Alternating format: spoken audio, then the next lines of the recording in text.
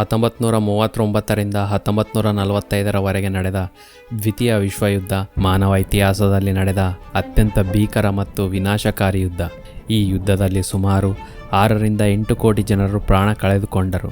ನಗರಗಳು ಭಸ್ಮವಾದವು, ಸಂಪೂರ್ಣ ರಾಷ್ಟ್ರಗಳು ಕುಸಿದು ಬಿದ್ದವು. ಮೊದಲ ಬಾರಿಗೆ ಮಾನವನು ಅಣುಬಾಂಬ್ನ ಭೀಕರತೆಯನ್ನು ಕಂಡ. ಇಂತಹ ವಿನಾಶಕಾರಿ ಮಹಾಯುದ್ಧಕ್ಕೆ ನಿಜವಾದ ಕಾರಣವೇನು? ಕೇವಲ ಒಬ್ಬ ವ್ಯಕ್ತಿಯ ಅಧಿಕಾರದ ಆಸೆಯೇ, ಅಥವಾ ಮೊದಲ ವಿಶ್ವಯುದ್ಧದ ನಂತರ ವಿಶ್ವ ನಾಯಕರು ಮಾಡಿದ ತಪ್ಪುಗಳ ಪರಿಣಾಮವೇ? ಇದೊಂದು ಕೇವಲ ಯುದ್ಧದ ಕಥೆಯಲ್ಲ, ಇದು ಮಾನವನ ಅಹಂಕಾರ, ಸೇಡು, ರಾಷ್ಟ್ರಭಾವನೆ ಮತ್ತು ಅಧಿಕಾರದ ದಾಹ ಹೇಗೆ ಇಡೀ ಜಗತ್ತನ್ನು ವಿನಾಶದ ಅಂಚಿಗೆ ತಳ್ಳಿದ ಒಂದು ಘಟನೆ. ಇಂದು ಈ ವಿಡಿಯೋದಲ್ಲಿ ನಾವು ಎರಡನೇ ವಿಶ್ವಯುದ್ಧದ ಸಂಪೂರ್ಣ ಇತಿಹಾಸವನ್ನು ತಿಳಿಯೋಣ. 1918ರಲ್ಲಿ ಮೊದಲ ಮಹಾಯುದ್ಧ ಮುಗಿದ ನಂತರ ಸೋತ ಜರ್ಮನಿಯ ಮೇಲೆ ಮಿತ್ರ ರಾಷ್ಟ್ರಗಳು ಕಠಿಣವಾದ ವರ್ಸೈಲ್ ಒಪ್ಪಂದವನ್ನು ಹೇರಿದವು. ಈ ಒಪ್ಪಂದದ ಪ್ರಕಾರ ಜರ್ಮನಿ ತನ್ನ ಭೂಭಾಗದ ದೊಡ್ಡ ಭಾಗ ಕಳೆದುಕೊಂಡಿತು, ಅದರ ಸೇನೆಯನ್ನು ಬಹಳ ಕಡಿಮೆ ಮಾಡಲಾಯಿತು ಮತ್ತು ಯುದ್ಧದ ಸಂಪೂರ್ಣ ಹೊಣೆಯನ್ನು ಜರ್ಮನಿಯ ಮೇಲೆ ಹಾಕಲಾಯಿತು. ಜೊತೆಗೆ ಭಾರಿ ಪರಿಹಾರಧನ ಕಟ್ಟುವಂತೆ ಮಾಡಲಾಯಿತು. ಈ ನಿರ್ಧಾರ ಜರ್ಮನಿಯ ಆರ್ಥಿಕತೆಯನ್ನು ಸಂಪೂರ್ಣವಾಗಿ ಹಾಳು ಮಾಡಿತು. 1920ರ ದಶಕದಲ್ಲಿ ನಿರುದ್ಯೋಗ ಹೆಚ್ಚಾಯಿತು, ಹಣದ ಮೌಲ್ಯ ಕುಸಿಯಿತು, ಜನರು ಹಸಿವಿನಿಂದ ಬಳತೊಡಗಿದರು. ಇದರಿಂದ ಅಶಾಂತಿಯ ಭಾವನೆ ಹುಟ್ಟಿತು.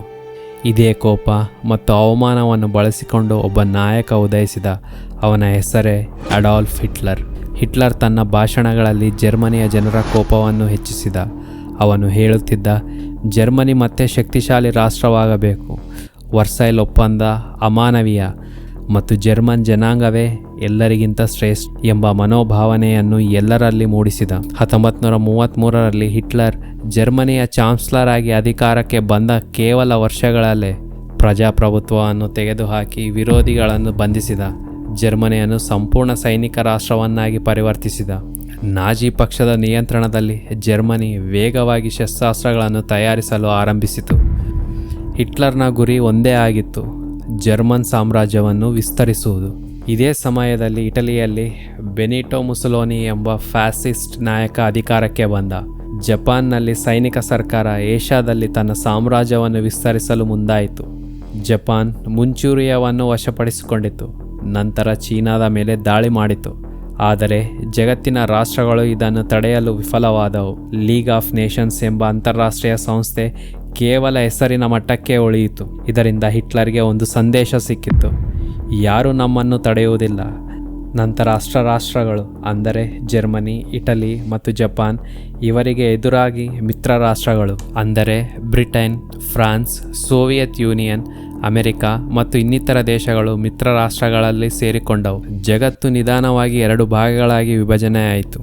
1939ರ ಸೆಪ್ಟೆಂಬರ್ 1ರಂದು ಜರ್ಮನಿ ಪೋಲ್ಯಾಂಡ್ ಮೇಲೆ ದಾಳಿ ಮಾಡಿತು. 2 ದಿನಗಳ ನಂತರ ಬ್ರಿಟನ್ ಮತ್ತು ಫ್ರಾನ್ಸ್ ಜರ್ಮನಿಯ ವಿರುದ್ಧ ಯುದ್ಧ ಘೋಷಿಸಿತು. ಜರ್ಮನಿ ಬ್ಲಿಟ್ಸ್ಕ್ರಿಗ್ ಎಂಬ ಹೊಸ ಯುದ್ಧ ತಂತ್ರವನ್ನು ಬಳಸಿತು. ಬ್ಲಿಟ್ಸ್ಕ್ರಿಗ್ ಎಂದರೆ ಮಿಂಚಿನ ವೇಗದ ದಾಳಿ ಎಂದು ಅರ್ಥ. ಟ್ಯಾಂಕರ್ಗಳು, ವಿಮಾನಗಳು ಮತ್ತು ಯುದ್ಧ ಸೇನೆಯ ಸಹಾಯದಿಂದ ಜರ್ಮನಿ ಕೆಲವೇ ತಿಂಗಳುಗಳಲ್ಲಿ ಡೆನ್ಮಾರ್ಕ್, ನಾರ್ವೆ, ಬೆಲ್ಜಿಯಂ, ನೆದರ್ಲ್ಯಾಂಡ್ ಮತ್ತು ಫ್ರಾನ್ಸ್ ದೇಶಗಳನ್ನು ವಶಪಡಿಸಿಕೊಂಡಿತು. 1940ರಲ್ಲಿ ಪ್ಯಾರಿಸ್ ಜರ್ಮನಿಯ ಅಧೀನವಾಯಿತು. ಯುರೋಪಿನ ಬಹುಭಾಗ ಹಿಟ್ಲರ್ನ ನಿಯಂತ್ರಣಕ್ಕೆ ಬಂದಿತ್ತು.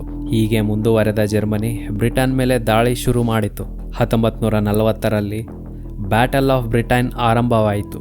ಇದು ಸಂಪೂರ್ಣ ವಾಯುಯುದ್ಧವಾಗಿತ್ತು. ತಿಂಗಳುಗಳ ಕಾಲ ನಡೆದ ಏರ್ ಸ್ಟ್ರೈಕ್ಸ್ಗಳ ನಂತರವೂ ಬ್ರಿಟನ್ ಶರಣಾಗಲಿಲ್ಲ. ಇದು ಹಿಟ್ಲರ್ನ ಮೊದಲ ಸೋಲು ಎಂದು ಹೇಳಬಹುದು. ಇದಾದ ಮೇಲೆ 1941ರಲ್ಲಿ ಹಿಟ್ಲರ್ ತನ್ನ ಜೀವನದ ಅತ್ಯಂತ ದೊಡ್ಡ ತಪ್ಪು ಮಾಡಿದ. ಸೋವಿಯತ್ ಒಕ್ಕೂಟದ ಜೊತೆ ಮಾಡಿಕೊಂಡಿದ್ದ ಒಪ್ಪಂದವನ್ನು ಮುರಿದು ಅದರ ಮೇಲೆ ದಾಳಿ ಮಾಡಿದ. ಆ ಆಕ್ರಮಣದ ಹೆಸರೇ ಆಪರೇಷನ್ ಬರ್ಬೋಸಾ. ಇದು ಇತಿಹಾಸದ ಅತಿದೊಡ್ಡ ಭೂಸೇನಾ ದಾಳಿ. ಆರಂಭದಲ್ಲಿ ಜರ್ಮನ್ ಸೇನೆ ವೇಗವಾಗಿ ಮುಂದೆ ಸಾಗಿತು.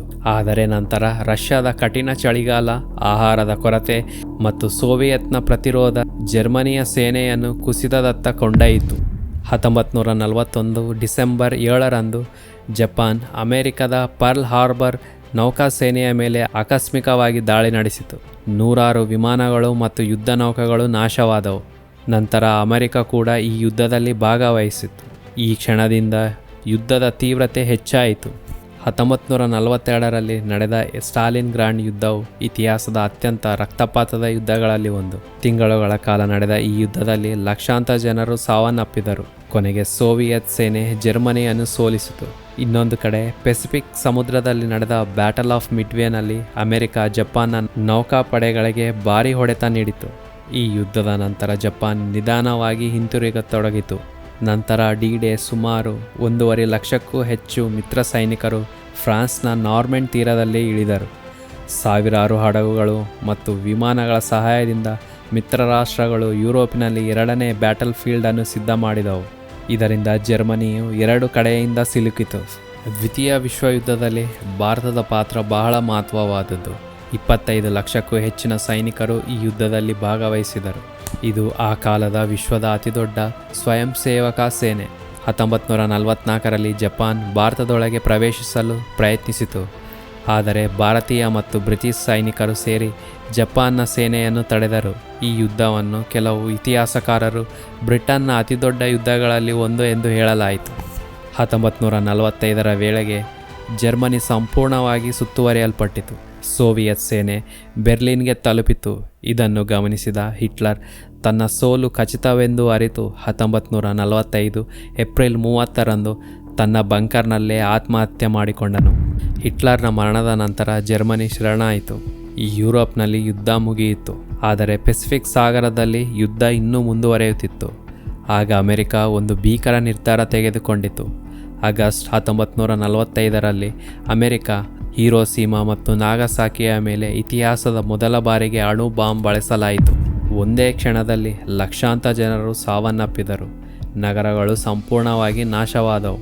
ಇದಾದ ಮೇಲೆ ಕೆಲವು ದಿನಗಳ ನಂತರ ಜಪಾನ್ ಶರಣಾಯಿತು.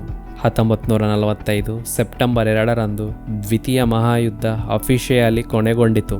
ದ್ವಿತೀಯ ವಿಶ್ವಯುದ್ಧದ ನಂತರ ಜಗತ್ತು ಸಂಪೂರ್ಣವಾಗಿ ಬದಲಾಯಿತು.